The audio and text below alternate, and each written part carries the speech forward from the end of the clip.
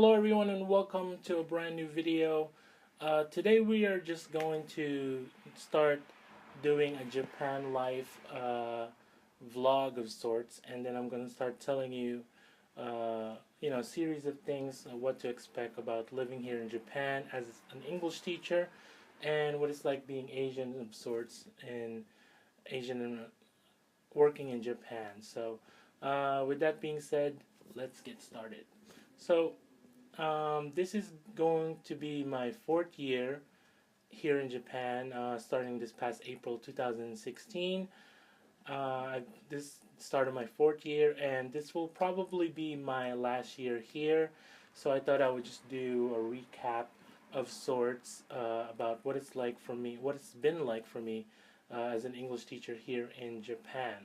So I'm originally from New York City. And I've always really wanted to come to Japan. I was really intrigued with the whole Japanese, tradition. It really all started with anime, of course. I found out, I not found out, but I discovered Dragon Ball while watching an Asian channel of sorts on a public access network here in New York City, and they were showing Dragon Ball Uncut. So it was all in Japanese, no English subs, and I loved it. And then later on, I found out there was a bodega in New York City that were selling Dragon Ball Z episodes in VHS format. There would be 4 episodes, so it'd be like roughly around 2 hours of sorts, and it was only like $5. It started going 6, $7 depending on how many episodes there were, but they had some English subs in there, but there were Chinese English subs, so the people who were subbing it were Chinese, so the English wasn't all that great, but I started falling in love with it more, and then I started to expand my anime viewing stuff. I went from Dragon Ball Z to Cowboy Bebop to what was that anime and Toonami with the rocket ship with the guy with the red hair of sort. Let me know in the comments below what it was. Yeah, and then I even dabbled in some Sailor Moon stuff. I didn't watch the whole series. I just watched the Sailor Moon movies because when I would buy the Dragon Ball Z movies in VHS, they would have the Sailor Moon movie combo on it for some strange reason. But it was $9 US from the bodega, so technically I got two movies: a Dragon Ball Z movie and a Sailor Moon movie. So I didn't mind it at all. So it was a great deal because I wanted to, keep watching anime and all that stuff. So yeah, I've always wanted to come to Japan, and I didn't think that it was going to be easy at all because, for one thing, I'm Asian, and it's really hard to try and get a job here as an Asian because technically they want native speakers, but really what they're trying to say is they want a Caucasian from America or the UK or Australia, as that will just scream foreigner. That when they look at you as an English teacher, it's like, oh my God, it's a foreigner, it's a gaikokujin. So I think that's what they want sometimes. So I've been passed on by a lot of companies, and finally a company called Borderlink, which is an ALT English teacher dispatch company, gave me an interview, and really I wasn't at that point in time. I was really tired of all the interviews that I was doing for a lot of the companies. Um, I applied the resources that I was using to apply for jobs here in Japan was Ohio Sensei, Gaijin Pot, and Dave's ESL Cafe. So those were the resources I was using to apply for English teaching jobs here. And when I would get an interview, a lot of them would just tell me like I should color my hair so I could look more Gaijin and all that stuff. But I didn't really want to do all that stuff. I thought that was a little bit too much to ask. But Borderlink, I gave them an honest interview. I told them like, look, dude, I looked you guys up on the internet. You guys have a lot of high turnover ratio, and the guy was honest to me. And the guy who was interviewing me told me like, well, we end up hiring a lot of people, and a lot of them get homesick. A lot of them just don't like the situation they're put in. So it depends on your attitude is what dictates how your teaching experience in Japan is going to be like. And I believe that to be true. So if you come here with an open mind, knowing that you're going to be homesick a lot, you're going to be home away from your family and your friends, and there's a language barrier, there's culture barrier, and all that stuff. You might end up lasting a long time. I honestly thought I was just going to be here for a year or two, but here I am 4 years later. I'm no longer working for Borderlink. I'm with a private school now, and it's not that my experience with Borderlink was so.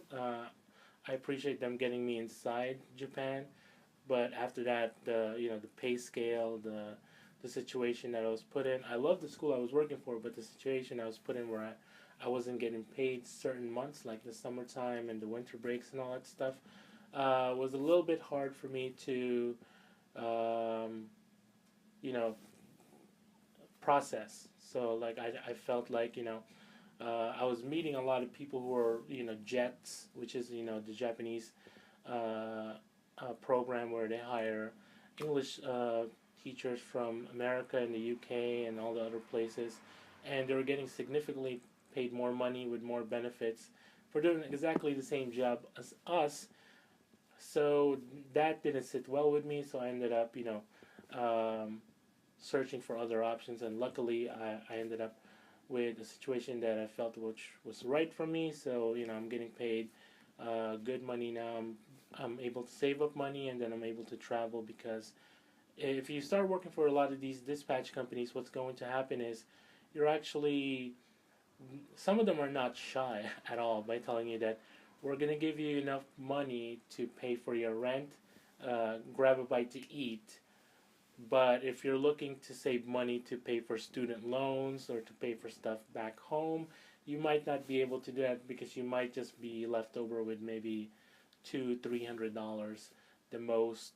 And after the second year here, you're gonna start paying a lot more taxes, like health insurance and stuff. So that's why I thought originally I wasn't gonna be here for more than 2 years, because after the second year you're paying for over $1,000 for health insurance, and then right after the second year you're gonna start paying for something called a residence tax, and depending on where you live, you have to pay for it.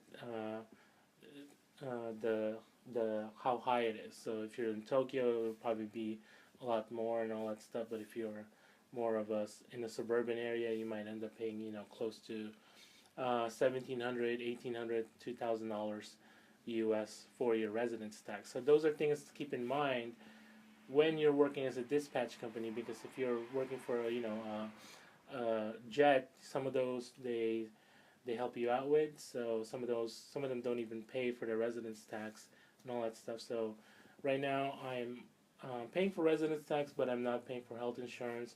I also get an apartment for my current job right now, which I'm working as a kindergarten teacher. So I feel like that's a lot. So let's give you a lot to take that in. So uh, the original point was I'm from New York City. I've been here 4 years. I started with Borderlink, uh, then stopped. I'm currently working now as a kindergarten teacher.